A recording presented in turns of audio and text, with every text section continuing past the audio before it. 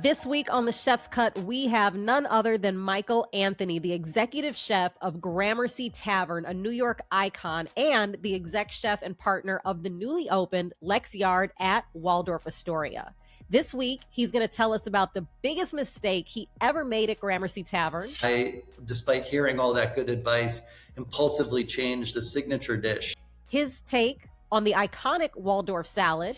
It's tough making celery sexy. And Chef Michael's opinion on the controversial Skyline chili. Every time I'm back in my hometown, it's almost impossible not to just go and have a bite. Let's bring Chef Michael in. Chef Michael, thank you so much for joining us here on the Chef's Cut. It is so good to see you.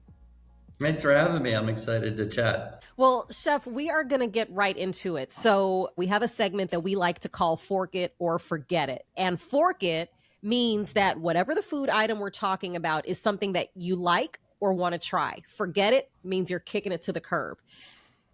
Now, we know where you're originally from. And we know there's a very controversial food that comes from that city. So, Joe, what do you got today? I always think of you as a New Yorker chef, but I didn't realize that you're a Midwestern guy. You're a Cincinnati, a son of Cincinnati, if you will. So we gotta ask. Fork it or forget it. Skyline chili. Fork it. Now, Fork it. For anybody who doesn't know, can you describe Skyline chili? You know, it's an interesting story.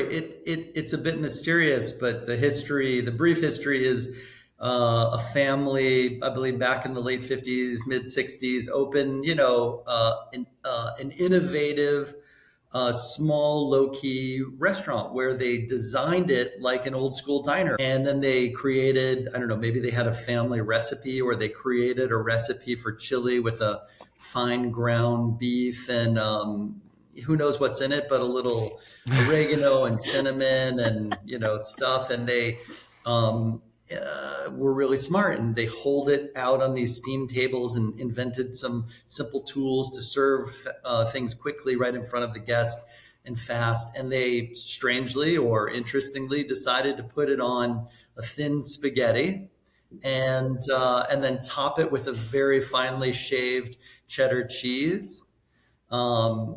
They finish it, or the guest finishes it by sprinkling salty oyster crackers over the top. And then originally you had a couple of choices. Do you want minced onions with that? Do you want beans with that? So that's what describes their signature 3-way, 4-way, or 5-way setup. And you can't not love it. I mean, people who hate on Skyline, there's some part of them that's just sad and lonely and they, need to complain. But it's a controversial, it is a real mystery for people on the East Coast. I'm sure on the West Coast too. They're just like, what is that? But we, growing up, we had great times there. You grow connected to it. Why not? Hey, what's the problem? Why not? Why not love it? And I'll tell you, whether it's good or not good is not the question, from a culinary perspective. But every time I'm back in my hometown, it's almost impossible not to just go and have a bite. Oh, By the way, I didn't say anything about the cheese conies. Same story, little mini hot dogs on a steam bun with the same chili and cheese. And I can get them in there with about 2 big solid bites. Ooh. Yeah. Okay. I'm down for that one. Yeah. Sure. I like a mini chili dog? Yeah. That sounds awesome. Ooh, yes. I was unaware of the mini chili dogs. I didn't know that was part of the lore. Having said that, I want to make it clear that I grew up in Ohio, but I went to Indiana University. Yes. Okay? Yeah. Friday night, Indiana University. This was my next question. This was my next question. For all you Buckeyes out there. This was my next question. I was like, when we were talking about this, we were over the prep call. I go, there's 2 interesting things about this that I didn't really know about Chef. And one was that he's from Cincinnati. So we got to talk about Skyline chili. I go, the second is he's an IU guy. And I was like, Age, I don't know if you know, but IU is on a historic. I had no idea. I didn't know this was going on right now. One of the greatest sports stories in history. I love it. Awesome. Well, Chef, I love it. We're going to get into a segment that we call Line Check. And this is pretty much where we're just going to be asking you questions about your career, your leadership style. So we know that you just opened your first restaurant in 20 years, Lex Yard at the Waldorf Astoria here in New York. We're going to get into that, but we want to take it back a little bit to some of your origin story. So after graduating from Indiana University, where you studied, also, I didn't see this coming, Japanese and French. Yep. You moved to Japan. I also studied business, and I told my parents that, I had this all worked out. The reality of it is that I love being a student. Obviously, you heard how much I love IU. I had a great eye-opening, life-changing experience being in Bloomington. Part of it included spending time in France. During that time, I met some kids from Japan. And when I graduated from school, I moved to Japan immediately. And I really didn't have an overriding game plan. I wasn't dead set on working in the restaurant business. I had worked in restaurants in high school, for money and fun. But I decided while I was a long way from family and friends that I was going to kind of take that leap. And it's a good story. I was, alone, like a lot of people, you get over there and get set up teaching English. And I had, some subsidies worked out on my housing and ability to stay in the country. And I was studying the language and paying really close attention to the food and culture. I wrote an email to a guy out of the clear blue sky. And this is a good lesson for young people. It's just like, I wasn't sure what I could do. I wasn't sure what might happen. But I wrote the guy and said I was interested in pursuing becoming a culinary student at the Tsuji cooking school in Osaka. And I needed some practical experience in a restaurant. I was very clear and open that I didn't have professional experience, but I had a lot of heart, could pay attention to the language, I'd follow rules. And I asked if he might introduce me to a Japanese chef that would let me in their kitchen. And that's kind of like asking like, hey, is there a room on the next rocket to, the moon? Yeah. And it's a hard thing to do. And I didn't really have high expectations, but the guy wrote me back. He was the culinary critic for the English speaking newspaper back then in the 90s. And he wrote me back and he said, look, I have somebody who I think is eccentric and extraordinary, and I'd be happy to introduce you if you want to follow the lead. And I was like, I'm in. And so I met a chef named Shizuyo Oshima who owned a small iconic restaurant in Roppongi called Bistro Oshima. And, all of this is an unlikely story. You can imagine me sitting there kind of like wide-eyed, promising to do everything the chef said. The reality of it is she accepted me as kind of like, an apprentice, a stagiaire, something in between. I don't know. A punching bag is what it turned out to be. And I did not know what I had gotten myself into. I love her even today. She, is a very formative figure in kind of my story. She has since retired, but it was very tough. And she was a tough chef. And her point was she would teach me that like, the restaurant business is not all about romanticism. It's about grit and it's about determination.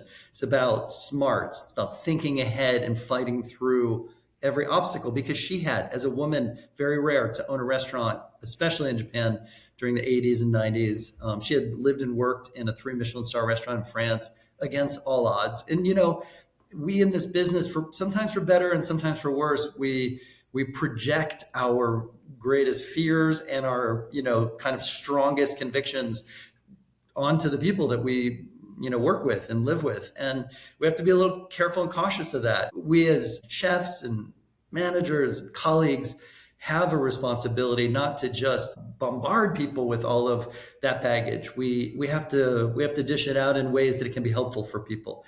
But it's something that I think the industry has done, and it shows a sign of evolution of our generations on this industry. It's different than it used to be. It's not as tough. So you're of that generation, but you're also on, kind of more into our generation also. And I have a lot of friends who have worked for you over the years at Gramercy, at Untitled. And one thing that I've always heard about you and your leadership style is that you never led an abusive kitchen. And this was at a time when I was in New York that kitchens were still largely brusque, brutal, abusive, verbally, sometimes physically. And you never led your kitchens in that way. But one thing that I found really interesting is that I heard a question that you like to ask new employees or people that you're interviewing. And that's, do you have the courage to add to this story? And what does courage look like in the kitchen to you? Well, courage is kind of a big word, but just simply like, are you willing to, do you have the confidence in yourself, the self-confidence, the ability to not doubt yourself at every moment, not just keep your head down at work and do what you're told, but are you able and willing and excited to show your natural sense of curiosity? Our kitchens work well when we talk, when we ask questions like, why? Why are we doing it this way? Because if there isn't a good answer from me or a sous chef or anyone in the kitchen, we should be rethinking what we're doing. And so that courage is kind of like just a nice way of saying, like, do you have that drive? Do you want to be a part of this group? And I think that's what it leads to, is in this business, that I've also said it in another way, is like, there is a certain part of, you have to fall in love with, whether it's the food, the style of cooking, in some ways, just the kind of aura of the restaurant, in order to desperately want to be a part of that team. If you want to be a part of that team and you're capable of, looking past your own ambitions, then there's something interesting like that. That's what we're looking for. And that's how I've always tried to build teams. So it takes a certain amount of audacity, but it also requires a certain amount of humility in order to be a good team member. One of the things I love what you said was talking about your time in Japan is just that it's not all about, the romance of it, right? Like that, like grit, I think, is just like such a big part of what we do, and like resilience. And I think like the people who have had longevity in this business, I feel like that's the thing I always hear from chefs or restaurateurs, is like the resiliency, the grit, you know what I mean? Of like, what a big part of what we do is just staying in the fight, right? Being able to pick yourself up the next day. And I think that idea of like courage and confidence, and I feel like I have that conversation with cooks a lot, of like, you got to believe.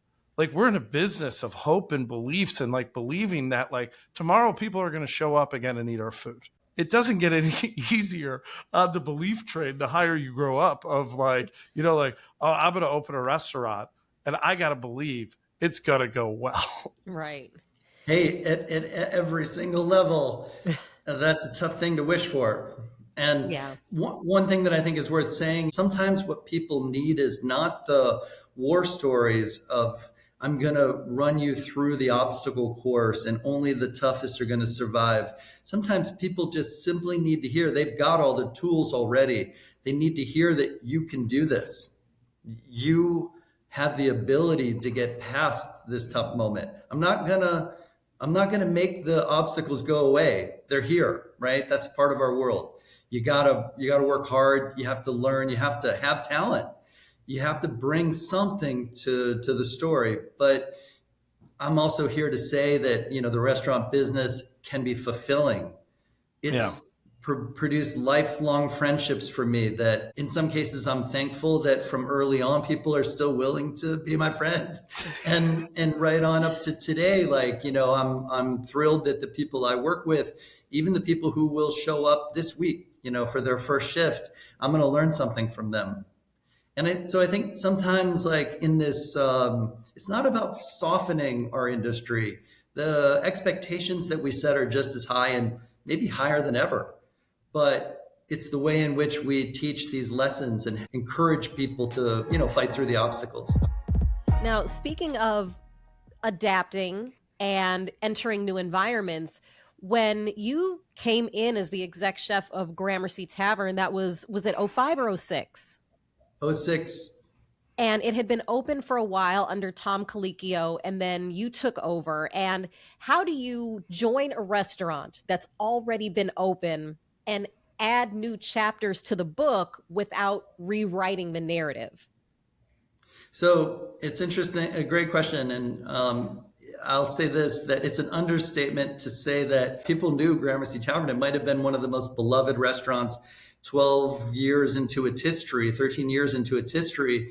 And so it was a question mark as to how to do that for me. And when the idea came up, I was certainly intimidated by the idea of stepping into a restaurant that was already so beloved and so well understood. What's another chef, a young chef, going to add to that story? How would I put my imprint on it? Would I always be living in the shadows? What did ownership, Danny and his partners and the team, want from that restaurant? I was really most interested in, would we have the resources and the open highway to continue to make it better? And ultimately, Danny, being one of the best leaders that we've ever known in this industry, wanted exactly that, is to see the restaurant continue to thrive, to add to its own story, to evolve. And it was an amazing gift in a way that he allowed me to enter that company. And I spent time in each one of the restaurants, getting to know the chefs, the GMs, understanding how the places worked before putting on whites. And then once I was in the kitchen, the encouragement and the solidarity and support that Danny and team showed me was really incredible and surprising. You will have to make difficult decisions that are not going to please everyone, but don't do it all at once. Make sure you're doing it for them, not to them. So a good example is I, despite hearing all that good advice, impulsively changed a signature dish. It was a grilled fillet of beef on mashed potatoes with balsamic onions. And I said, who wants to eat this anyway? Like, why is this still here? It's been here forever. It's overly simplistic. It's not teaching the staff how to work with meat. It doesn't say anything about sourcing. And yet, without telling people that I was plotting to set up a whole animal butchery program and source beef from only 3 small family farms in New York State, I took that dish off the menu.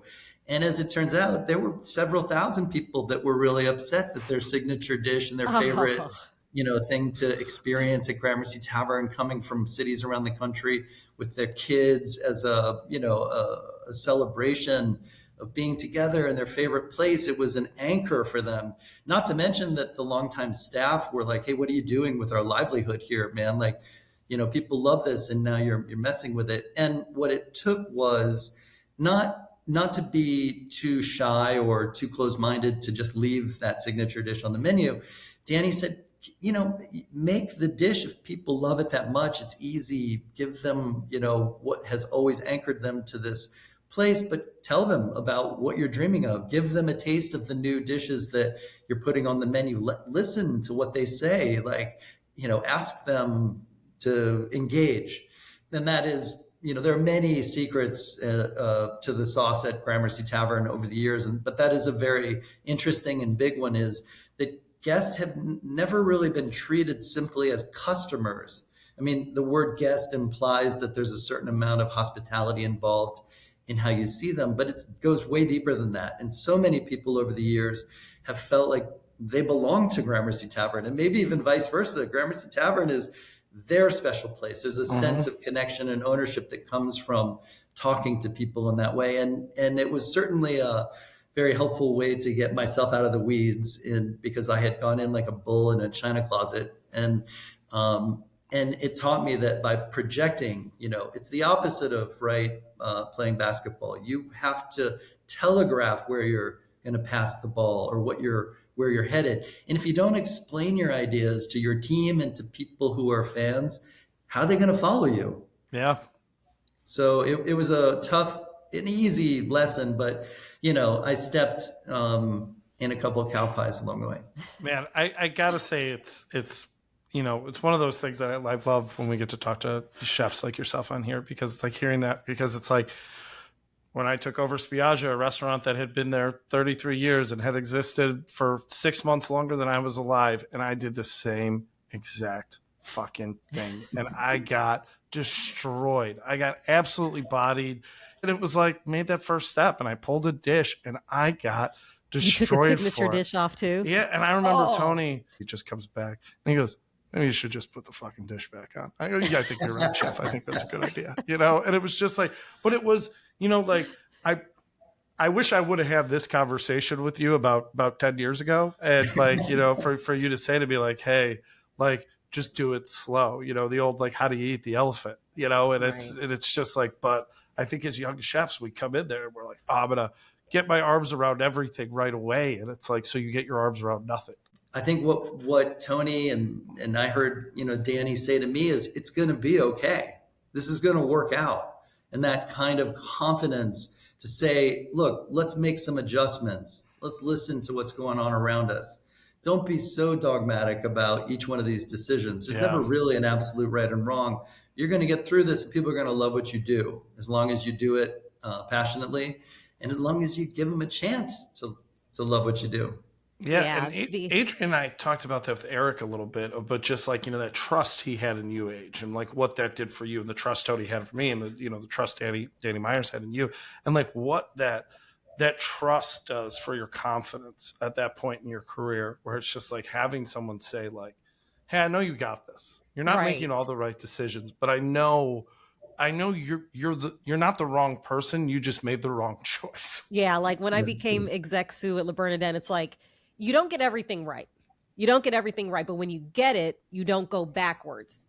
You continue to be consistent with upholding that standard. And I trust you enough that I know you're going to make some bad decisions, but the worst decisions that you've already made. So from here, you've learned enough to get better instead of get worse. And that meant a lot to be able to, uphold a standard when people who had been the chefs for 20 something years were not in the kitchen, and they trust me to maintain the standard of that restaurant day in and day out. Like, other chefs would travel with repair, and I was the stay-at-home mom. So I watch the kids, all day and make sure that the standard is being upheld, and having that trust from the person who is the top of it, having them tell you, like, do the simple things right.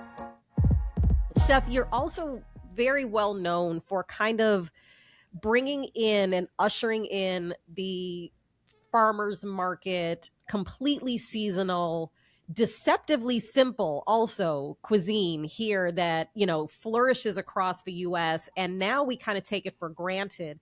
But your style is also, I like to say deceptively simple because it looks like it, but there is so much attention that goes into each component. So how do you define the difference between simplicity and easy? Let me say something about the market too, that's the starting point, is that, and when I moved to New York City, I had never lived in the city, so I was completely unfamiliar with the landscape. And a few years into it, after working at the restaurant Danielle, I moved to my first job as a sous chef at the restaurant March, which is, by the way, where I met Missy.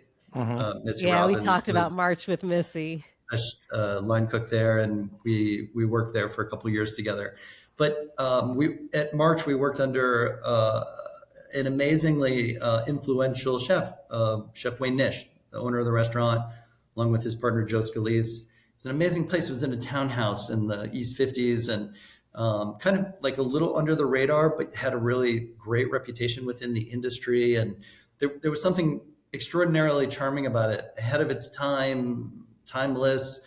But long story short, whereas I thought that I was going to work there to try to rekindle some of the Japanese influences in my cooking, Wayne is half Japanese. 3 months in, I realized that is not at all the way why he hired me, nor the way he looked at food. He was a true New Yorker in that he had grown up in the city, and he was expressing something of the magic of the melting pot of New York, the access to culture and ingredients from around the world at a finger snap.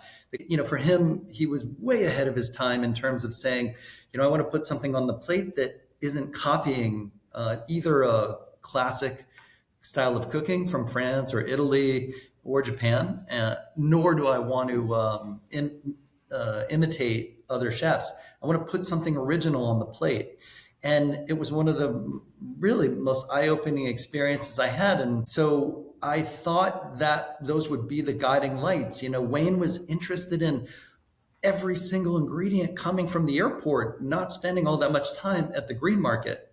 And yet it didn't, I don't know, something about that didn't resonate in terms of the flavors and the kind of food that I wanted to put on the plate when it was my turn. And so when I started working at Blue Hill as the co-chef, it was a natural to, look to the grain market as our greatest resource and to generate menus from, the natural evolution of what we were seeing in the market, products of conversations with our favorite farmers, looking deeper into how, food is grown and where it comes from, and sharing the backstory and the interesting, Herculean effort that people make in bringing that, those foods into the city and giving us access to that stuff. So it was more of a style of cooking based on the natural flow of things, a little bit of Alice in California style of looking at food that took over. And, all of that has continued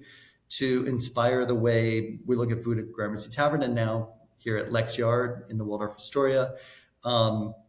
Yes, I have always said that, like, when asked, hey, how do you describe the food you make? And most every chef will say something to the effect of, it's simple, because we're looking to, not overwhelm people. We're looking to distill. We're always looking to clarify and focus, sometimes concentrate flavors and ideas. And then for every working chef, there is, whether we say this out loud or not, there's always the practicality of this. Okay, had a great idea, think this is a great dish. How the hell are we going to make 35 of these excellent in an excellent way every night without falling apart? So what I've asked our teams over the years to think about, how can we make you remember this dish? So it's an indelible quality more than the kind of restriction of how many ingredients on the plate or how many steps to a dish or how complicated the prep and process is. It's about when you look at the dish, taste it, and then look up. Is that something that you can name? Do you know the name of the thing you're eating? Can you recognize it? And does it grab you? Does it link you to this moment in this place? And then can you turn around and tell your best friend, your family, somebody on a podcast, I remember eating the smoked trout with cipollini onions at Gramercy Tavern. And, those are three things. You'd think that should be simple, but in our business, we all know how hard that is. It's tough to get a front of the house team to remember three things about a new dish on the menu. And it's even harder to get a customer to remember three things about a dish they ate. That's what it is all about. So, in terms of the complications, I like to cook tasty food. I am very interested in telling the story of the ingredients and where they come from. And I will say one more thing is that, what has always resonated the most, the meals that make me fall deepest in love and that I have the most vivid memories of are the ones that are anchored to a specific season in a very particular place. That's what I love personally, but I'm a big fan of the restaurant business. Yeah, it was interesting to hear you talk about that and how you don't necessarily like to pare it back and stuff, because I think it was, it might have been a Frank Bruni review or something of Gramercy Tavern after you had been there for a couple of years. And it said, Michael Anthony's cooking is like he got a basket at the farmer's market and a lot of those ingredients made it into one dish, but he's one of the few people that can make that work. So it's not like you pared it back and you did minimalism, but you celebrated the variety of what was at the market. And I always run into your chef de cuisine from Gramercy, 𝗟𝗘𝗚. I always run into her at the farmer's market. So clearly that is something that you pass on to the chefs that you work with as well. Listen, it's not a religion. It is a bit of a mantra. I think it works. Gramercy Tavern is a couple blocks away from the grain market. We're getting ready to celebrate the 50th anniversary of Grow NYC this year. It has changed the way we look at food across the country. We're not alone. Obviously, this story started long before we got to the kitchen. We're building on these ideas that came before us. We're not reinventing. We're not inventing anything brand new. We are just simply continuing to, try to uphold, our work in the kitchen with integrity, to try to continue to produce it with a lot of enthusiasm. I think it's really cool. We're lucky. I think we're really lucky to be American chefs in a moment like this. For as nuts as the outside world is, in our own little kitchen world in the bubble here, it's an important time for us to keep working hard. Speaking of growing, with your new restaurant, Chef Lex Yard at the Waldorf Astoria, this is the first restaurant. I mean, you opened Untitled at the Whitney before, but the first restaurant. Thanks. Shout out to Untitled. Yes. I think it was a great restaurant. I'm sad I went there several times. Yeah, that was a great place. The work you and Suzanne Cups were doing there was really great. I do miss that place. Another place I'm trying to get to, hopefully soon, is Lex Yard at the Waldorf Astoria that you recently opened. I mean, 20 years is a long time to wait, essentially, to open fully a restaurant now. And why now? What made this different? What made this opportunity something that you had to be a part of? Well, I mean, the answer to that question is very straightforward. It's a historic reopening. The Waldorf Astoria, which was the center of social life in New York City, originally opened in this location in 1931. It has a history that dates back all the way to the original twin mansions from the Astor family when they were put together in the 1890s to create Waldorf Astoria at 34th and 5th, where the Empire State Building is now. Is a great story. We probably don't have time for that historic part of it, but eventually those buildings were destroyed for progress. So in 1931, unbelievably, in the midst of the Great Depression, they built this glorious place. It was the biggest building in New York City. It was the largest hotel in the world. It was one of a kind. And, fast forward to kind of our lives. Every night when I would come home from Gramercy Tavern, I'd be in a cab, and the cabbie would say, they're going to reopen this place. I'm like, when? When, right. It was renovating, for years. I'm like, when is this going to reopen? And I live in this neighborhood, and like every New Yorker, waited on pins and needles to see this happen. And,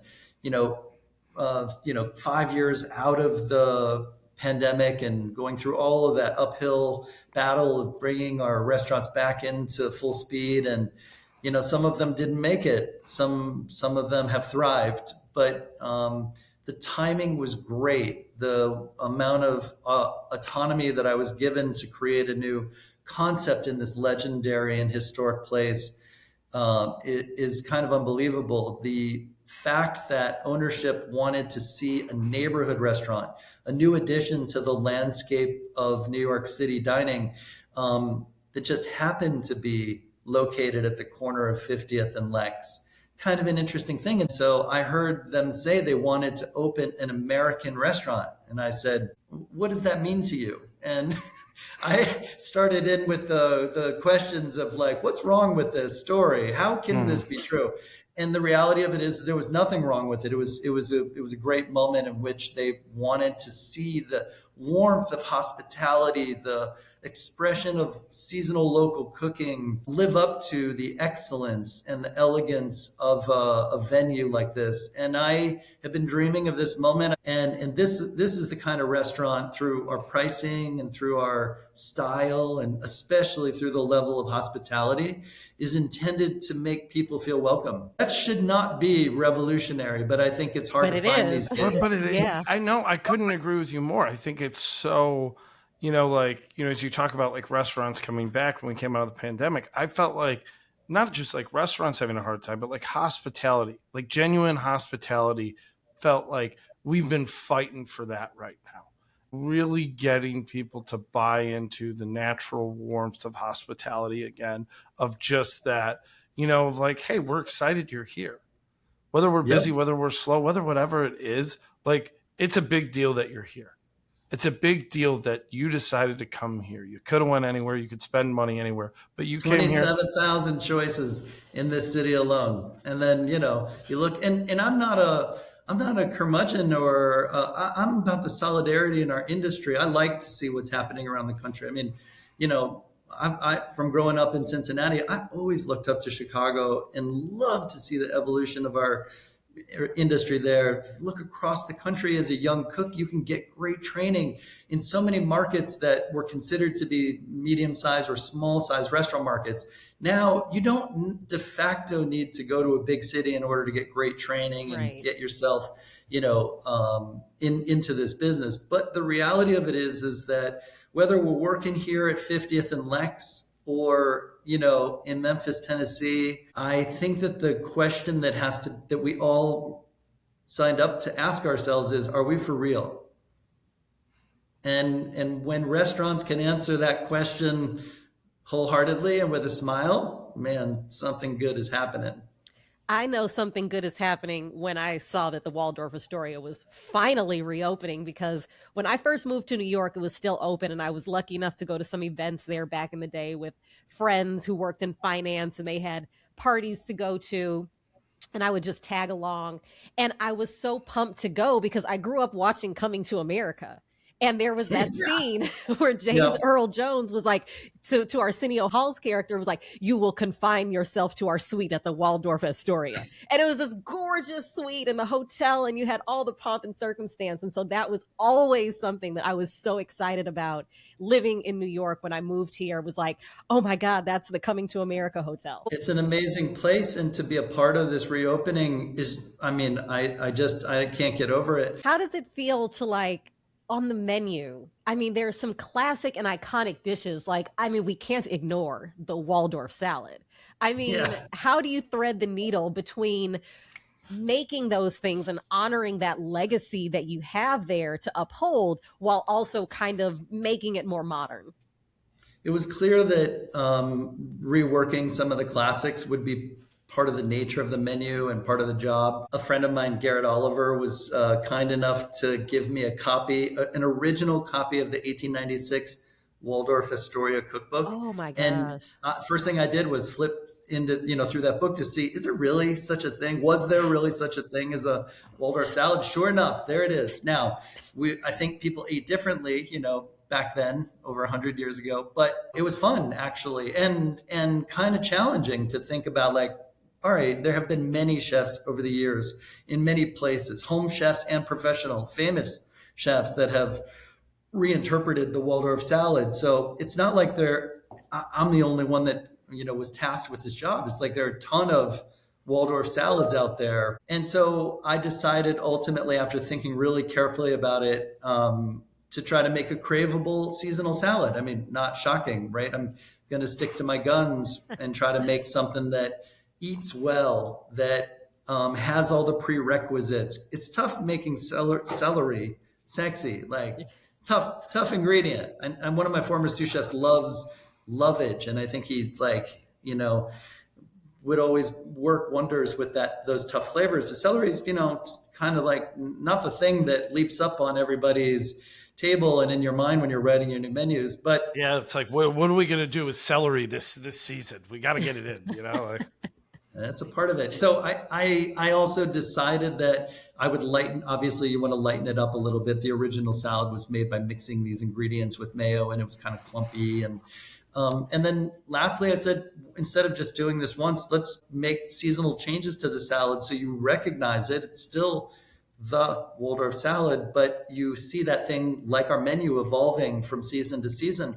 So right now, along with the regular components, there's some celery root, there are toasted pumpkin seeds, there's some grated cheddar, New England cheddar cheese over the top. So there are some things that, for anybody who's really paying attention, anchor you to this moment, to this place. And at the same time, I think a lot of the executives of this company, looking at the P&L, have been surprised at just how many Waldorf salads we've sold since we reopened in July. I've been pretty surprised too, but it's cool. It's fun. It's more fun than I thought it would be. So there are a few standards. Jeff Bell was tasked with Jeff Bell from PDT, brilliant bartender, mixologist, excellent historian of American food, really, really great guy. Jeff and I have never worked together before this project, but he curated the cocktail lists in in Lexyard and in Peacock Alley, where we also do the menu, which is a cocktail lounge in the center of the hotel.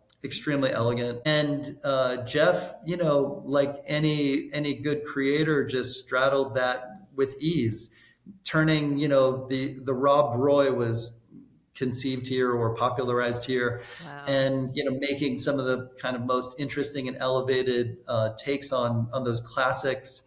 The pastry chef Jenny Chu has done the same with things like the red velvet cake. And we were never strapped with the necessity to serve old-fashioned food. It was just a way to have fun and keep the legacy alive. And that'll continue. Those things will. What's old is new. I think that stuff's so fun. Like, I geek out over that stuff, like the old menus. I have like a book behind me that's just old menus from the early 1900s, and it's like one of my favorite things. It's just like, scanning through that, and I think it's so, I don't know, it's like mind blowing, and like to take that and make it, new again, I think it's so special. I want to give a shout out to John Doherty, who was the longtime executive chef of Waldorf Astoria, and he also produced a great cookbook, which I have on my desk right now, and I have loved. Even, I'm a year into doing nothing but dream about this restaurant, and flipping through his book and seeing, his take on these things from a few years ago is really interesting. I feel lucky to be part of this story. Our last segment is one that we like to call Walk-In Confessions. And this is where we get honest about a funny story or something from earlier in our careers that might not have worked out. We might have shot for the moon and landed in a mud puddle. Things didn't always go our way, but either you adapted and overcame, or it taught you a very valuable lesson that you took with you throughout your career. So let's go to the walk-in chef, and you give us one of your confessions from earlier in your career. I like this. There's a very Chicago-like theme to this story of being. We're all self-deprecating. We've all been there. I don't know. There are a lot. I mean, there's nothing but mud puddles in everybody's story. But we were talking about March Restaurant, so I'll pick up on that theme. I learned a lot in my first job as a sous chef, and I learned a lot from the mistakes that I made, and not only just the blatant mistakes that I made, but the mindset that I had. And just to comfort Missy Robbins, this is not a tell-all moment. I am not going to go there. We're friends, and I want to keep it that way. She gave us a good walk-in confession, so don't worry. And it was from that same era. It was, yeah. Oh, nice. Well, but the angle that I'll tell you is that it was the first time I was responsible for hiring the staff in the kitchen and supervising them. We had a kid that came through, a culinary intern who came to March Restaurant, and I'm not going to say his name out loud, but if he's listening, he will know who it is. But he had a great academic background and a love for jazz music, and a very interesting and cool person, but not a very good cook. And the guy completed his externship, and I was kind of happy that we were getting to the end of the time period. I signed his papers with glee and said, good luck. And I don't know, a month or two goes by, and like a lot of kitchens, all of a sudden the tides turned and we found ourselves deep in the weeds. And I needed like 3 people on the line yesterday. And the guy reaches out to me, just being, friendly, and he was busy watching a film festival of old movies and listening to records. I'm like, that's great, man. I'm glad things are going well for you. And he goes, by the way, I'm kind of looking for a job. I'm like, oh, well, when are you available? And he's like, anytime. I'm just, listening to music. I'm like, how about tomorrow? And so he shows up, and on day one, I realized that is not the way out of those kind of hiring problems. that you get only deeper and deeper. But I'm only trying to make it a little lighter, because what actually happened was, and I didn't have a hint of the possibility of this story turning around. I was just flailing, and I made a poor decision hiring someone that was clearly not prepared to work at the level that we were expecting. And yet, all of a sudden, his work sucked. He was terrible. He made so many mistakes. It was so frustrating. But his intelligence kept coming through, and he never gave up. And he kept asking really good questions. And he asked me tough questions. He put me on the spot all the time. And my reaction was, I wanted to lash out. Like, who do you think you are anyway? Like, you're not the least bit invested in this troubled story. You know, the reality of it is he kept pressing. The good thing is I got lucky. I kept listening. And maybe about a year into it, what I realized was this person had learned enough skills to be an active and engaged member in the kitchen, and certainly saved my ass from a day-to-day kitchen point of view. But more importantly, what became of it was a good friend, and somebody that I realized probably had no business whatsoever working as a cook in that kitchen. But what he did was persist, and he continued intellectually to expect the most out of me, not the least. And I just realized that when you find people like that, and really, we don't have the luxury of not investing in people. When you invest in every which way with the people you work with, many times they blossom into relationships and great collaborators. As it turns out, a few years later, as you know, we live in a bit of an incestuous industry. That person went on to become a lead runner and then eventually a captain at Gramercy Tavern. When I showed up at Gramercy Tavern, lo and behold, he became the greatest ambassador and one of the most important keys to my success of getting to know that new team. Wow. And he was sitting right there waiting for me. You know what we did in the first week? Mike, we got to go downstairs in your office, close the door. I have some things to tell you. And he started right back in with you're going to hear the business from me. And I said, I'm all ears. Ah, that is so cool. I love how that came full circle too. I'm glad he found a place outside of the kitchen, because it sounds like that might not have been his best fit, but our industry your skill set will fit somewhere, and it sounds like he found his place. That's awesome. Yep. That's awesome. It's so funny how like people just come back into your life in this industry too, where you're just like years and years later, you're like, can't do it alone. Yeah. You walk in and you're just like, alone. what? You're like, you're here? They're like, you're here? You're like, oh, this is awesome. Chef, thank you so much for your time today. This was absolutely fantastic. Just absolute pleasure talking to you. So we really appreciate it. I know you're super busy, so thank you. Thanks for inviting me on the podcast. I like what you guys do. Can't wait to come by for a Waldorf salad next time I'm in New York. That's it for this episode of The Chef's Cut. Be sure to subscribe wherever you're listening, especially if you're watching us on YouTube, where you can find full-length video of every episode. And follow us at The Chef's Cut Pod on Instagram. For Joe Flam, I'm Adrienne Cheatham, and this has been The Chef's Cut, Life Beyond the Pass.